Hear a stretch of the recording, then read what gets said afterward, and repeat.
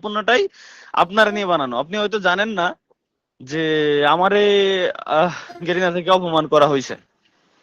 এটা আচ্ছা, এটা বলিস না। আমি তো না ফোন না আমি দিছিলাম যখন, তখন ওটা না আমি লাইভে ছিলাম ওটা না। না না আমি না না আমি লাইভ স্ট্রিম ওটা না অন ওটা না করেছি, সেই সময় তুই ফোন দিছিস। না না তো এটা ওইটা না। বলিস না আমাকে লাইভে। অপমানটা করা হয়েছে কিভাবে? কারণ আমাকে ইভেন্টে ইনভাইট করা হয়, কোন ঠিক ইভেন্টে? আছে?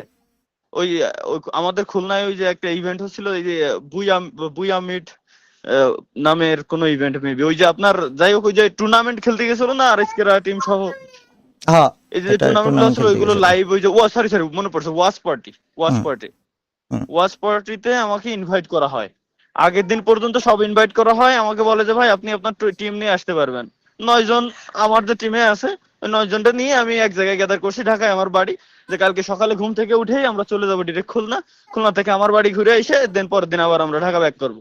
হুম, ক্যামেরা ট্যামেরা সেট আপ সহ সব আমার রেডি। হুম, এখন রাত 3টের সময় আমারে কল করে, আল্লাহর কি রহমত, ওই সময় আমি যাই গেছিলাম।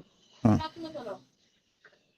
তো ওই সময় আমারে কল করে, তাও কল দেয়াই হচ্ছে মারুফ বাইরে দিয়ে, যে তালা ভাই আপনি কালকে আসতেছেন না, আপনি কালকে অসুস্থ।